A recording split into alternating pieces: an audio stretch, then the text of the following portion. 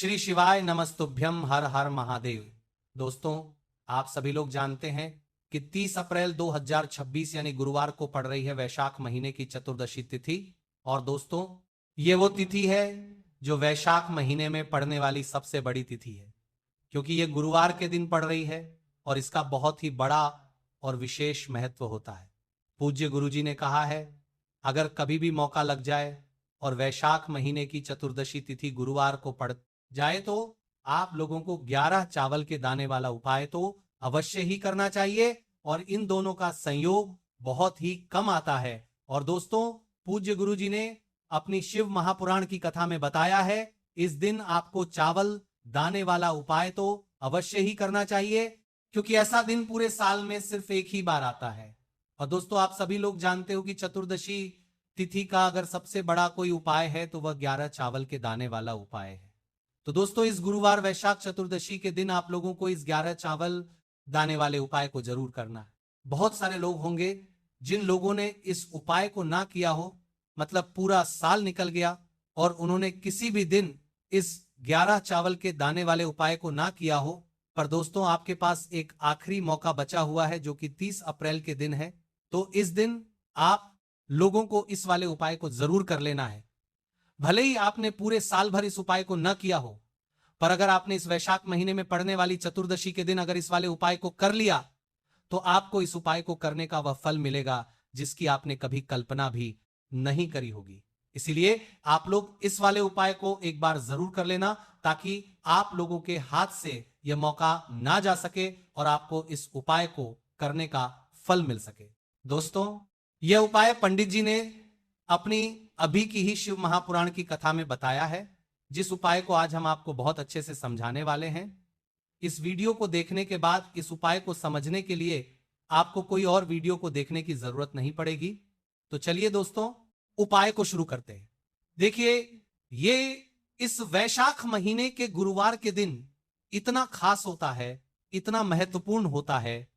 देखा गया है कभी कभी बड़े बड़े पूजा पाठ अनुष्ठान से जो मनोकामना पूर्ण नहीं होते, वो इस वैशाख महीने के चतुर्दशी के दिन एक छोटे से उपाय करने से ही आपकी मनोकामना पूर्ण हो जाती है। और बहुत सारे लोगों ने इस उपाय को किया भी है और उनको इस उपाय को करने का फल भी जरूर मिला है। अगर आप लोग भी इस उपाय को गुरुवार वैशाख चतुर्दशी के दिन करना चाहते हैं तो आप इस उपाय को पहले अच्छे से समझ लेना, सुन लेना, उसके बाद करना। आपको इस उपाय का फल जरूर मिलेगा और इस उपाय को कर लेने से आपके घर में चाहे किसी भी प्रकार की दुख और समस्या क्यों ना चल रही हो, आपको उसका कारण भी नहीं पता है कि भाई ये समस्या किस कारण से चल रही है। उसका कुछ भी कारण हो सकता है, जैसे पितृदोष हो सकता है या किसी भी तरह का मंगल दोष भी हो सकता है। तो इस दिन आप लोगों को ये वाला उपाय कर लेना है। ये एक ऐसा उपाय है जिस उपाय को अगर किसी विशेष दिन पर किया जाए तो भाई उस विशेष दिन का जो है वो तो हमें मिलता ही मिलता है। पर हमने उस दिन पर इस उपाय को किया है तो हमें उससे भी बड़ा फल मिलता है, और फल बहुत जल्दी मिलता है, क्योंकि आप इस उपाय को बहुत ही बड़े और विशेष दिन पर कर रहे हो। तो चलिए अब उपाय के बारे में बात करते हैं, लेकिन उससे पहले आप लोगों को यह जानना आवश्यक है कि आखिर ये उपाय किस समय करना है, किसको करना है और कैसे करना है। तो चलिए हम आगे आपको वीडियो में एक एक करके बता देते हैं।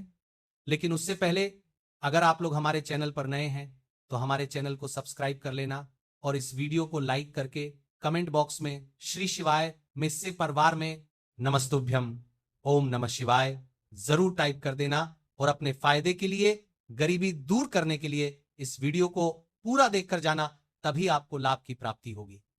यदि आज आपने वीडियो को बीच बीच में से देखा, काट काट कर देखा, तो दोस्तों इस 11 चावल के दाने वाले उपाय को हमें इस चतुर्दशी के दिन कैसे करना है, किसको करना है, किस समय करना है और कहां पर करना है, ये सारे सवालों के जवाब आपको इस वीडियो में मिल जाएंगे। और जो ये वीडियो देखेगा भाई, उसको 11 चावल के दाने वाला उपाय जरूर करना चाहिए, क्योंकि इस दिन एक चावल के दाने का भी बहुत ही बड़ा और विशेष महत्व होता है।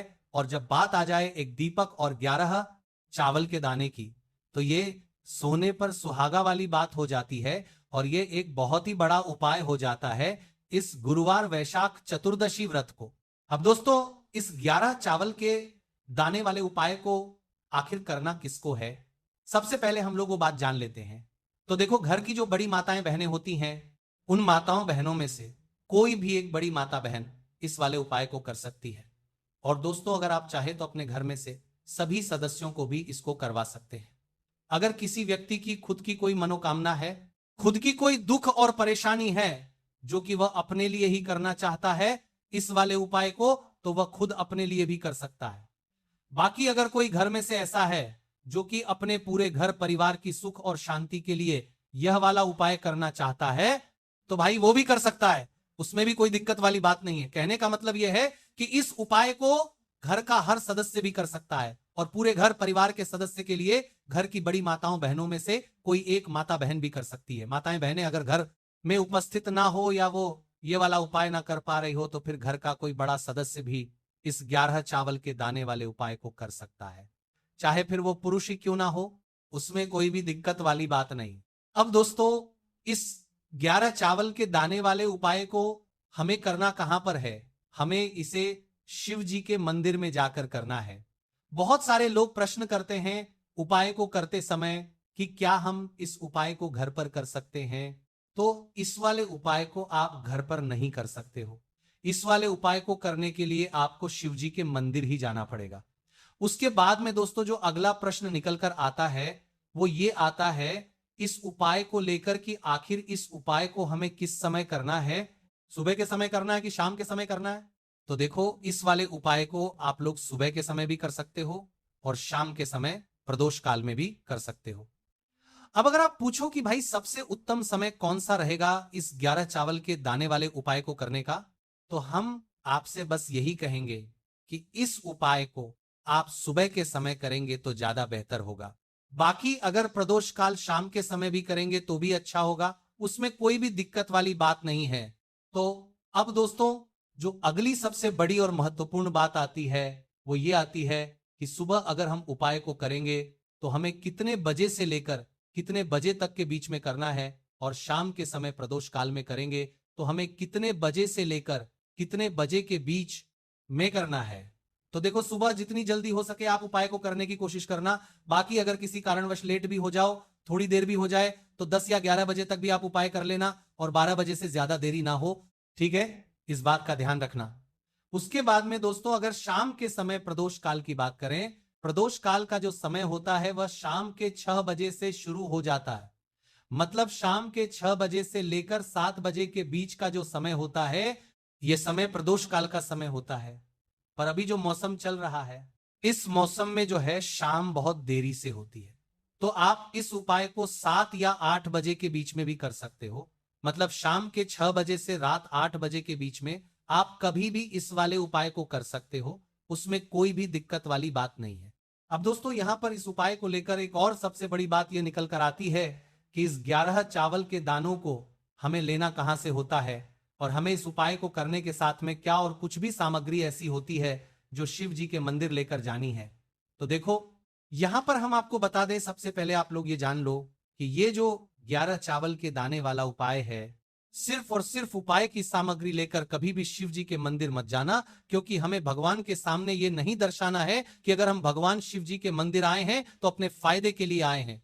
तो इसीलिए जो भी पूजन सामग्री है, उपाय सामग्री है। 11 चावल के दाने, इसके साथ में आपको पूजन सामग्री भी जरूर लेकर जाना है। देखो, अगर सुबह के समय उपाय कर रहे हो तो सीधी सी बात है, 1 लोटा जल तो आप लेकर जाओगे ही जाओगे। वही 1 लोटा जल अगर मिट्टी का जल हो तो बहुत अच्छा रहेगा। मिट्टी का जल कैसे बनाया जाता है, इसके लिए हमने पहले से बहुत सारी वीडियोस बना दी हैं। आपके पास इस दिन एक आखिरी मौका रहेगा मिट्टी का जल शिव जी पर चढ़ाने का और उपाय को करने का। बहुत बड़ा आपको इस दिन फल मिलेगा। तो इसलिए इस दिन हो सके तो भाई मिट्टी का जल चढ़ाना, तो अपने साथ में कम से कम 1 लोटा जल तो आपको लेकर जाना ही जाना है। अगर मिट्टी का जल नहीं है तो घर का जल भी आप इस्तेमाल कर सकते हो।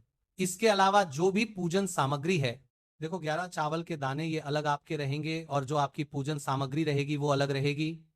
पूजन सामग्री में आप जो भी चीज लेकर जाना चाहे वो लेकर जा सकते हैं, उसमें कोई भी दिक्कत वाली बात नहीं है।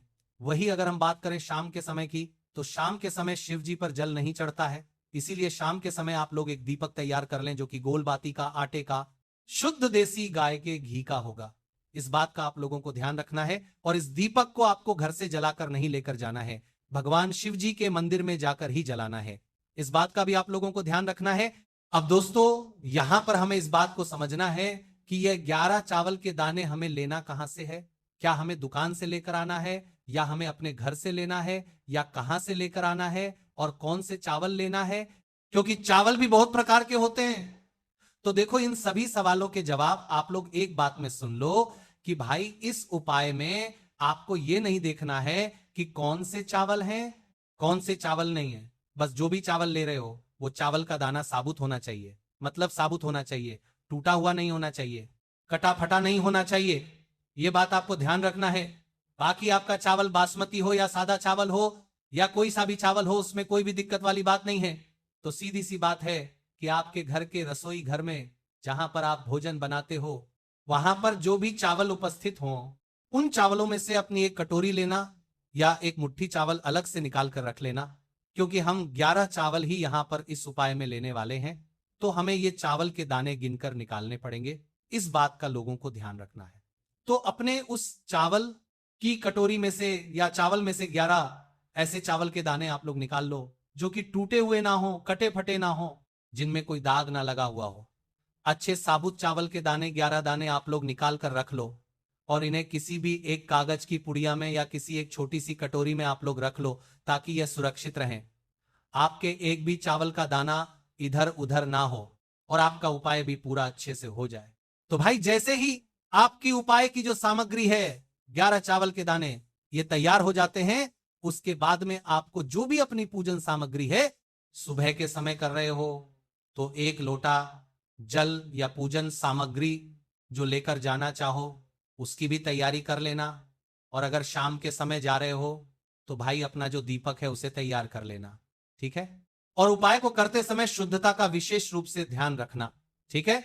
सुबह सुबह स्नान करने के बाद ही उपाय को करने की आप लोग तैयारी करना। उसके बाद अगर शाम के समय की बात करें तो शाम के समय आपको स्नान करने की जरूरत नहीं है, पर शुद्धता का ध्यान रखना है। आप स्नान तो नहीं करेंगे तो हाथ मुंह धोकर भी इस वाले उपाय को शाम के समय प्रदोष काल में कर सकते हैं, इसमें कोई दिक्कत वाली बात नहीं है। तो आप अपने उपाय की पूरी सामग्री तैयार करके आपके पास ही में जो आपका शिव मंदिर हो वहां पर पहुंच जाइए।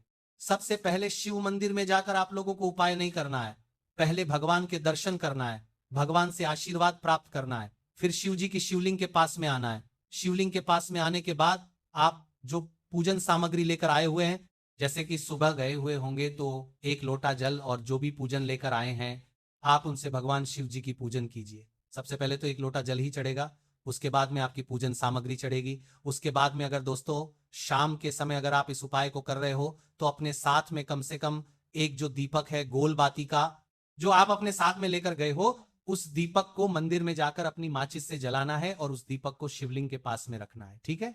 इस दीपक को रखने के बाद ही आप लोगों को अपना ये वाला उपाय शुरू करना है। और दीपक को ज्यादा पास में मत रखना, वैसे भी गर्मी पड़ रही है, भगवान शिव जी को आंच नहीं लगनी चाहिए, है ना। तो भाई जैसे ही आपकी पूजा अर्चना हो जाती है, आप भगवान शिव जी को प्रसन्न कर लेते हैं। उसके बाद में शिवलिंग के पास ही में आप कहीं पर बैठ जाइए, सामने या आसपास जिस जगह पर आपको बैठना हो वहां पर बैठ जाइए और अपने वो 11 चावल के दाने अपने सामने निकाल कर रख लीजिए, क्योंकि अब यहाँ पर आपको ये उपाय करने की तैयारी करना है। और इस तरीके से जब आप उपाय करेंगे, पूजन सामग्री चढ़ाने के बाद, पूजन अर्चना करने के बाद, तो आपको उपाय का फल बहुत जल्दी और बहुत बड़ा होकर मिलेगा। तो अपने 11 चावल के दाने अपने सामने निकाल कर रख लेना। और यह जो उपाय है यह आपकी सीधे हाथ की हथेली से होगा, इसीलिए इस बात का भी विशेष रूप से ध्यान रखना है। तो सीधे हाथ की हथेली का प्रयोग करके ही आप लोग अपना इस वाले उपाय को करना। अपने सामने 11 चावल के दाने, अपने सामने जो भी आपकी कागज की पुड़िया है उसको रख लो, या कटोरी है तो भाई उसे अपने सामने रख लो और अपने वे 11 चावल के दाने निकाल लो, ठीक है।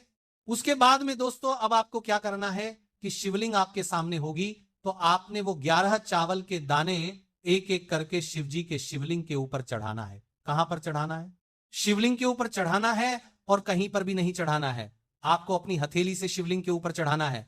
भले ही फिर वो अपने आप जलाधारी पर गिर जाए या वहीं पर गिर जाए, उसमें कोई दिक्कत वाली बात नहीं है, पर आप चढ़ाओ शिवलिंग के ऊपर ही।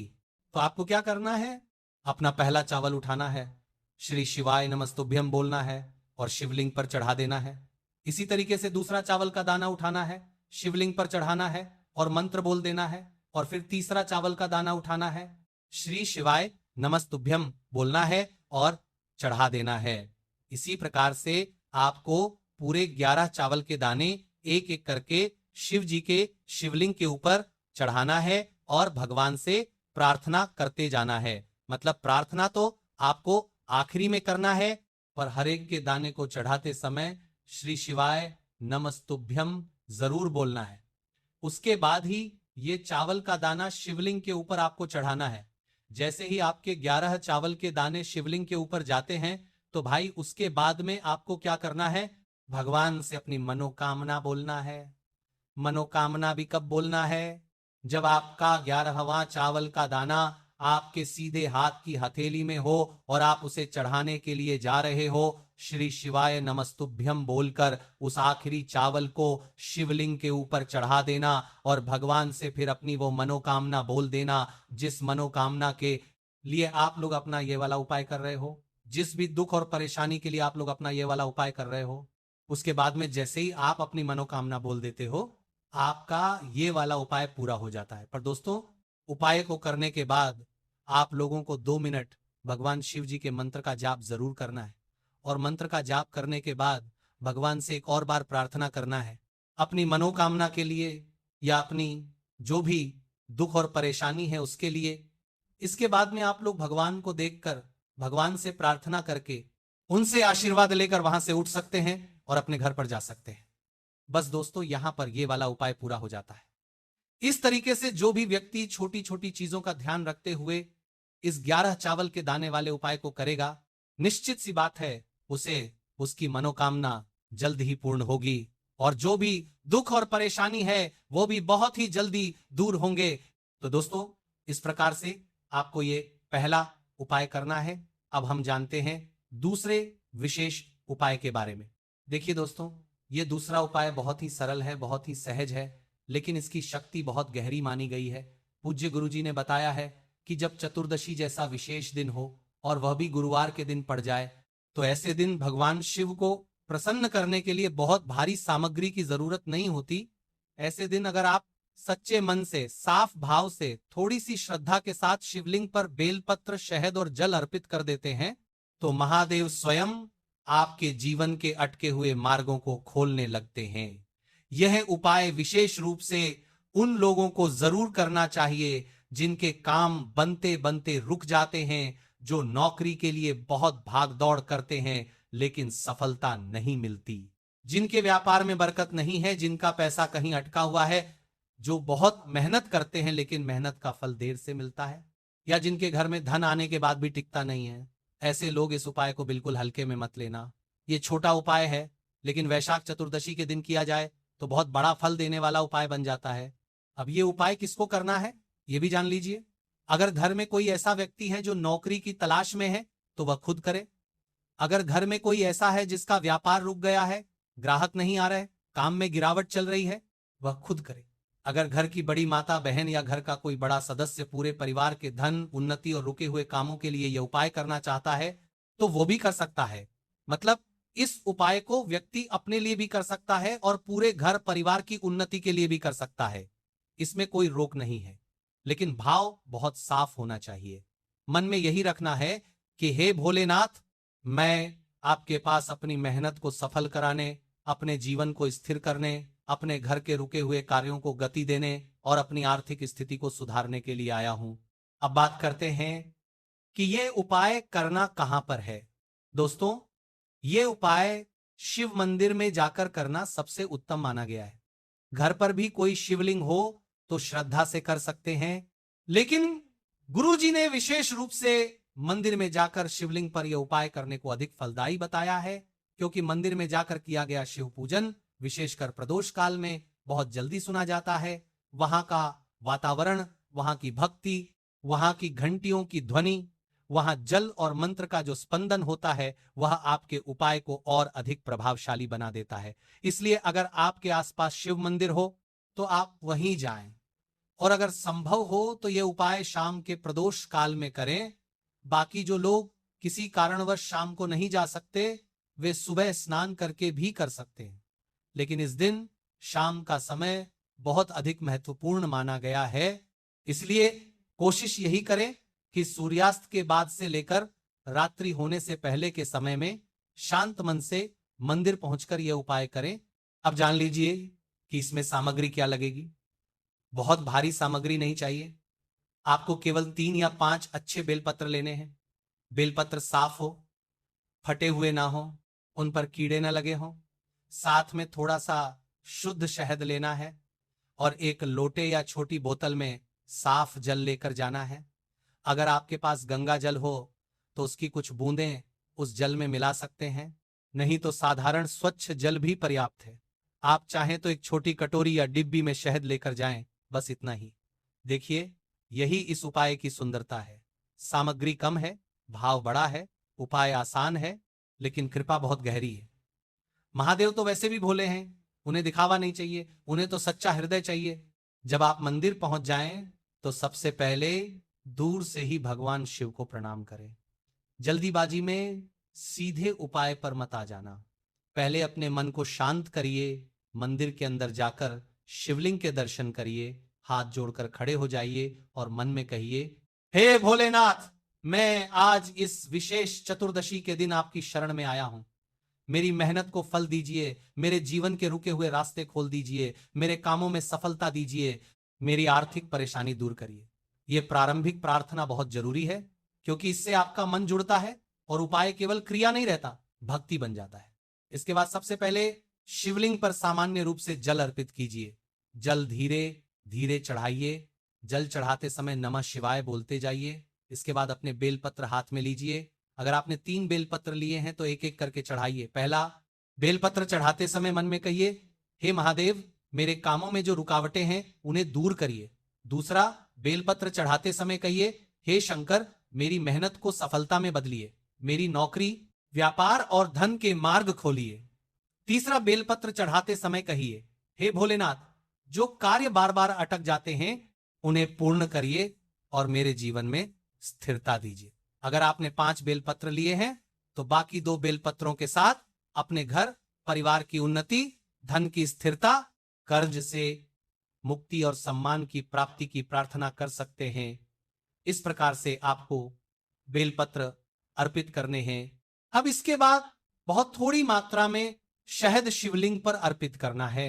शहद अधिक नहीं चढ़ाना है, बस श्रद्धा से थोड़ा सा अर्पित करना है। कई लोग सोचते हैं कि ज्यादा चढ़ाएंगे तो ज्यादा फल मिलेगा, लेकिन ऐसा नहीं है। भगवान को मात्रा नहीं, भावना देखनी है। शहद अर्पित करते समय मन में यही भाव रखिए कि जैसे शहद में मधुरता होती है, वैसे ही मेरे जीवन में भी मधुर फल आए, मेरे परिश्रम का परिणाम अच्छा हो, मेरे काम में रुकावट की जगह सफलता आए, मेरे व्यापार में ग्राहकों की मधुरता आए, मेरी नौकरी में शुभ समाचार आए, मेरे धन के मार्ग मधुर और सरल बने। शहद चढ़ाने के बाद फिर से थोड़ा सा जल शिवलिंग पर चढ़ाइए। ये जल बहुत महत्वपूर्ण है। ये जल केवल जल नहीं है, ये आपकी प्रार्थना का प्रवाह है। गुरुजी ने बताया है कि जब भक्त पहले बेलपत्र अर्पित करता है, फिर शहद अर्पित करता है और फिर जल चढ़ाता है, तो वह अपने जीवन की कठोरता को भोलेनाथ की कृपा से मधुर और सरल बनाने की याचना करता है। अब जल चढ़ाते समय आपको कम से कम 11 बार नमः शिवाय का जाप करना है। अगर आपका मन बहुत व्याकुल है, अगर जीवन में बहुत संघर्ष चल रहा है, अगर आपको लग रहा है कि कहीं से रास्ता नहीं निकल रहा, तो आप 21 बार भी कर सकते हैं, लेकिन 11 बार तो अवश्य करना है। जाप के बाद हाथ जोड़कर बहुत विनम्रता से अपनी बात भगवान शिव से कह दीजिए। आप कह सकते हैं, हे नीलकंठ, मैं बहुत परिश्रम कर रहा हूं लेकिन सफलता नहीं मिल रही। मेरे रुके हुए काम पूरे करिए, मुझे उचित नौकरी दीजिए, मेरे व्यापार में लाभ दीजिए, मेरे घर की तंगी दूर करिए, मेरे हाथों की मेहनत को सार्थक करिए, मेरे भाग्य के बंद द्वार खोल दीजिए। जो भी आपकी वास्तविक समस्या हो उसे भगवान से सच्चे मन से कह दीजिए। भोलेनाथ से बात छिपाई नहीं जाती। जितना सरल भाव होगा उतनी जल्दी मन को शांति मिलेगी और उपाय का प्रभाव भी उतना ही सुंदर होगा। यह उपाय विशेष रूप से उन लोगों के लिए बहुत उपयोगी माना गया है जिनका पैसा फंसा हुआ है, जिनकी मेहनत पहचान नहीं पा रही, जिनकी नौकरी लगते लगते रुक जाती है, जिनका प्रमोशन अटक गया है, जिनका व्यापार चल नहीं रहा, जिनके घर में आय कम और खर्च ज्यादा है, जिनका मन हर समय चिंता में डूबा रहता है, ऐसे सभी लोग इस उपाय को श्रद्धा से करें। और करते समय एक बात का ध्यान रखें कि किसी के लिए बुरा नहीं मांगना है। यह नहीं कहना कि फलां का नुकसान हो और मेरा फायदा हो। नहीं, शिवजी न्याय प्रिय हैं। उनसे केवल अपना कल्याण, अपने घर की उन्नति, अपनी मेहनत का उचित फल, अपने कर्मों की सफलता और अपने जीवन की स्थिरता मांगनी है। जब भाव पवित्र होता है तब उपाय बहुत जल्दी असर दिखाता है। अगर संभव हो तो इस उपाय के बाद मंदिर से बाहर निकलते समय थोड़ा सा प्रसाद लेकर किसी जरूरतमंद को भी दे दीजिए, या मन में ये संकल्प कर लीजिए कि जब आपका काम बनेगा तो आप महादेव को धन्यवाद देने फिर आएंगे। इस प्रकार की भावना उपाय को और मजबूत कर देती है, क्योंकि केवल मांगना ही नहीं, कृतज्ञता भी बहुत जरूरी है। जो भक्त कृतज्ञ होता है उसकी भक्ति जल्दी सुनी जाती है। इसीलिए दोस्तों, इस उपाय को आप लोग जरूर करिए। ये आसान है, सरल है, हर कोई कर सकता है और इस विशेष दिन पर किया जाए तो बहुत बड़ा फल देता है। अब हम बात करते हैं तीसरे विशेष उपाय की। दोस्तों, ये उपाय और भी ज्यादा सरल है, लेकिन इसकी शक्ति बहुत ही कोमल, बहुत ही पवित्र और बहुत ही सीधी मानी गई है। यह उपाय उन लोगों के लिए है जिनकी कोई विशेष मनोकामना लंबे समय से अटकी हुई है। किसी का विवाह नहीं हो रहा, बात बनते बनते टूट जाती है। कोई नौकरी के लिए बहुत समय से प्रयास कर रहा है। कोई अपना व्यापार शुरू करना चाहता है लेकिन साहस नहीं बन पा रहा। किसी की संतान से जुड़ी इच्छा है, किसी का घर बसने की इच्छा है। कोई मन में एक बात लेकर बहुत समय से चल रहा है लेकिन राह नहीं खुल रही। ऐसे लोगों को यह तीसरा उपाय बहुत श्रद्धा से करना चाहिए। गुरुजी ने बताया है कि कभी कभी भगवान शिव के सामने सरल भाव से केवल बेलपत्र, जल और मंत्र जाप ही इतना शक्तिशाली हो जाता है कि वर्षों से अटकी हुई बात भी धीरे धीरे बननी शुरू हो जाती है। अब यह उपाय किसको करना है? यह उपाय वह हर व्यक्ति कर सकता है जिसकी कोई एक विशेष इच्छा हो। विवाह की इच्छा हो, नौकरी की इच्छा हो, व्यापार की उन्नति की इच्छा हो, अटकी हुई मनोकामना हो, परिवार में शांति की इच्छा हो, या जीवन में कोई बहुत बड़ा शुभ कार्य अटका हुआ हो। युवक करें, युवतियां करें, घर की माताएं करें, पुरुष करें, कोई भी कर सकता है। अगर कोई अपने पूरे घर परिवार की तरफ से यह उपाय करना चाहता है तो वो भी कर सकता है। लेकिन इस उपाय में सबसे बड़ी बात यह है कि मनोकामना स्पष्ट होनी चाहिए। भगवान के सामने जाते समय आपको पता होना चाहिए कि आप किस बात के लिए प्रार्थना कर रहे हैं। भटकते मन से नहीं, स्थिर मन से यह उपाय करना है। अब बात करते हैं कि इस उपाय को करना कब है। दोस्तों, यह उपाय भी इस विशेष दिन पर सुबह और शाम दोनों समय किया जा सकता है। लेकिन जिनकी मनोकामना बहुत समय से अटकी हुई है, जिनका विवाह बार बार रुक रहा है, जिनकी नौकरी नहीं लग रही, जिनका व्यापार जम नहीं रहा, उन्हें या तो सुबह स्नान करके शिव मंदिर जाना चाहिए या फिर प्रदोष काल में जाना चाहिए। खासकर प्रदोष का समय मनोकामना सिद्धि के लिए बहुत उत्तम माना गया है। अगर आप शांत मन से, किसी भी तरह की जल्दबाजी के बिना भगवान शिव के सामने बैठकर यह उपाय करेंगे तो आपको भीतर से भी बहुत शांति मिलेगी और आपकी प्रार्थना भी बहुत भावपूर्ण ढंग से निकल पाएगी। अब जान लीजिए कि इसमें सामग्री क्या लगेगी। इसमें आपको केवल 2 या 3 अच्छे बेलपत्र लेने हैं और एक लोटा या छोटी बोतल में स्वच्छ जल लेकर जाना है, बस। और अपने मन में नमः शिवाय मंत्र का स्मरण रखना है। देखिए, यही इसकी सबसे बड़ी सुंदरता है। न बहुत बड़ी पूजा, न बहुत बड़ा विधान, न कोई कठिन सामग्री, बस बेलपत्र, जल और मंत्र। लेकिन जिस दिन की महिमा बड़ी हो और जिस भाव से आप कर रहे हो, वही इसे महान बना देता है। इसलिए कभी यह मत सोचिए कि उपाय छोटा है तो फल भी छोटा होगा। नहीं, कई बार सबसे सरल उपाय ही सबसे ज्यादा सुने जाते हैं। जब आप शिव मंदिर पहुंचे तो पहले भगवान शिव के दर्शन करें, हाथ जोड़ें, आंखें बंद करें और कुछ क्षण शांत खड़े रहें। अपने मन की उस विशेष इच्छा को भीतर से महसूस करें। उसके बाद शिवलिंग के पास आएं और बहुत श्रद्धा से पहले जल अर्पित करें।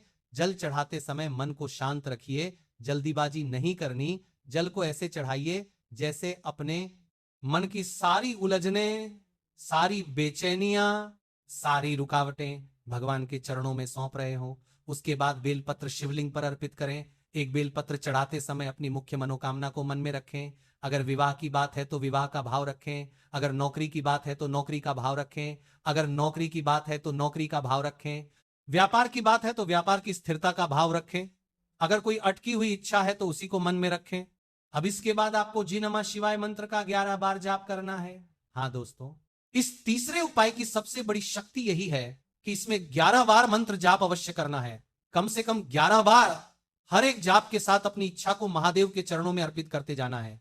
पहला नमः शिवाय बोलते समय मन को स्थिर करना है, दूसरा बोलते समय अपनी इच्छा को याद करना है, तीसरा बोलते समय विश्वास रखना है कि महादेव सुन रहे हैं, चौथा बोलते समय संदेह छोड़ना है, पांचवा बोलते समय अपने मन की पीड़ा कहना है, छठा बोलते समय आशा रखनी है, सातवां बोलते समय समर्पण रखना है, आठवां बोलते समय श्रद्धा को और गहरा करना है, नौवां बोलते समय अपनी बाधाओं को भगवान को सौंप देना है, 10वां बोलते समय भीतर से धन्यवाद का भाव रखना है, और 11वां नमः शिवाय बोलते समय अपनी पूरी मनोकामना भोलेनाथ के चरणों में रख देनी है। इस प्रकार से यह 11 मंत्र जाप केवल गिनती नहीं रहते, ये आपकी प्रार्थना की सीढ़ियां बन जाते हैं। जाप पूरा होने के बाद हाथ जोड़कर भगवान शिव से कहिए, हे भोलेनाथ, आप तो अंतर्यामी हैं, मेरे मन की बात आप बिना कहे भी जानते हैं, फिर भी मैं अपनी यह विशेष मनोकामना आपके चरणों में रखता हूं। यदि यह मेरे और मेरे परिवार के कल्याण में है तो इसे अवश्य पूर्ण करिए। मेरे विवाह की बाधाएं दूर करिए, मेरी नौकरी का मार्ग खोलिए, मेरे व्यापार को स्थिर करिए, मेरी अटकी हुई इच्छा पूरी करिए, मेरे जीवन को सही दिशा दीजिए। देखिए, यह प्रार्थना बहुत प्रेम से करनी है, बहुत विनम्रता से करनी है।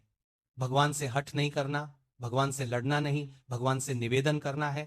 यही सच्चा भक्त भाव है और यही उपाय की आत्मा है। जो लड़कियां विवाह में विलंब से परेशान हैं, जो लड़के अच्छी नौकरी और अच्छे जीवन साथी की प्रतीक्षा में हैं, जो लोग व्यापार बढ़ाना चाहते हैं, जिनकी कोई मनोकामना लंबे समय से अटकी है, जिनका कोई शुभ कार्य बार बार टल जाता है, उन्हें यह उपाय बहुत श्रद्धा से करना चाहिए। और अगर आपकी इच्छा बहुत गहरी है, बहुत समय से मन में है, तो इस दिन के बाद भी अगले 11 दिनों तक प्रतिदिन कम से कम 11 बार नमः शिवाय का जाप करते रहिए। यह कोई कठिन नियम नहीं है, ये आपके भाव को जीवित रखने का मार्ग है। इससे मन भी जुड़ा रहेगा और भगवान शिव के साथ आपका अंतरंग संबंध भी बना रहेगा। कई बार उपाय का फल अचानक नहीं आता, लेकिन संकेत जल्दी आने लगते हैं। मन हल्का होने लगता है, परिस्थितियां बदलनी शुरू होती हैं, अच्छे समाचार मिलने लगते हैं, रास्ते खुलने लगते हैं। इसलिए धैर्य रखिए, विश्वास रखिए और उपाय को श्रद्धा से कीजिए। एक और बात का ध्यान रखिए, जब आप ये तीसरा उपाय करें तो मन में नकारात्मकता न रखें। किसी से ईर्ष्या, क्रोध, द्वेष, बदला या कटुता का भाव हो तो उसे कुछ देर के लिए छोड़ दीजिए। भगवान शिव के सामने शुद्ध मन लेकर जाइए। जितना शुद्ध मन होगा उतना सुंदर अनुभव मिलेगा। और अगर संभव हो तो उस दिन अपने व्यवहार में भी मिठास रखिए, बड़ों का सम्मान कीजिए, घर में झगड़ा मत कीजिए, जरूरतमंद की सहायता कीजिए और भोजन का अपमान बिल्कुल मत कीजिए। क्योंकि जब उपाय के साथ सदाचार जुड़ जाता है तब उसका फल और अधिक स्थिर हो जाता है। शिव भक्ति केवल मंदिर तक सीमित नहीं रहती, वह व्यवहार में भी उतरती है। और जब व्यवहार में शिवत्व उतरता है तब जीवन में मंगल ही मंगल होने लगता है। तो दोस्तों, इस प्रकार से यह तीसरा उपाय भी बहुत ही सुंदर, बहुत ही सरल और बहुत ही फलदायी माना गया है। आप लोग इसको भी जरूर करिए। जो लोग कहते हैं कि हमारी मनोकामना बहुत समय से अटकी हुई है, हमारे विवाह में विलंब है, हमारी नौकरी नहीं लग रही, हमारा व्यापार रुक रुक कर चल रहा है, हमारी इच्छा पूरी नहीं हो रही, तो ऐसे सभी लोग इस तीसरे उपाय को पूरे विश्वास के साथ अवश्य करें। चतुर्दशी का दिन स्वयं में बहुत बड़ा दिन है। इस दिन भगवान शिव की कृपा बहुत जल्दी प्राप्त होती है। और अगर आप इस दिन सच्चे मन से बेलपत्र, जल और 11 बार मंत्र जाप के साथ अपने भाव को अर्पित करते हैं तो निश्चित रूप से आपकी प्रार्थना व्यर्थ नहीं जाती। दोस्तों, आज की इस पूरी वीडियो में हमने आपको बहुत ही सरल, बहुत ही सहज और बहुत ही प्रभावशाली उपाय बताए हैं। पहला उपाय 11 चावल के दानों वाला है, जिसे आपको जैसे बताया गया है वैसे ही करना है। उसके बाद दूसरे और तीसरे उपाय को भी आप लोग श्रद्धा के साथ अवश्य करें। याद रखिए, इस दिन का बहुत बड़ा महत्व है, ऐसा संयोग बार बार नहीं आता। इसीलिए जो लोग अपने जीवन में सुख चाहते हैं, शांति चाहते हैं, धन चाहते हैं, सफलता चाहते हैं, रुके हुए कामों की सिद्धि चाहते हैं, विवाह चाहते हैं, नौकरी चाहते हैं, व्यापार में उन्नति चाहते हैं, उन्हें इस दिन को यूं ही नहीं जाने देना चाहिए। आप लोग इन उपायों को अवश्य करिए। गुरुजी ने बताया है कि जो व्यक्ति विशेष तिथि पर सच्चे मन से, बिना आलस्य किए, श्रद्धा के साथ भगवान शिव की शरण में जाता है, उसका जीवन धीरे धीरे बदलना शुरू हो जाता है। तो दोस्तों, आप सभी लोग इस दिन महादेव का स्मरण जरूर करिए। श्री शिवाय नमस्तुभ्यम नमः शिवाय का जाप जरूर करिए और अपने घर परिवार की सुख शांति के लिए, धन धान्य के लिए, सफलता के लिए, मनोकामना पूर्ति के लिए भगवान से प्रार्थना जरूर करिए। महादेव आप सबकी झोली खुशियों से भरें, आपके जीवन की बाधाएं दूर करें, आपके घर में समृद्धि लाएं, आपके मन को शांति दें और आपकी सच्ची मनोकामना को जल्द से जल्द पूर्ण करें। अगर आपको हमारी यह वीडियो पसंद आई हो तो इस वीडियो को लाइक जरूर करें, चैनल को सब्सक्राइब जरूर करें और कमेंट बॉक्स में हर हर महादेव, श्री शिवाय नमस्तुभ्यम नमः शिवाय जरूर लिखें। अपने प्रियजनों के साथ इस वीडियो को शेयर भी करें ताकि वे भी इस पावन दिन का लाभ ले सकें। मिलते हैं अगली भक्तिमय वीडियो में। हर हर महादेव। ओम नमः शिवाय।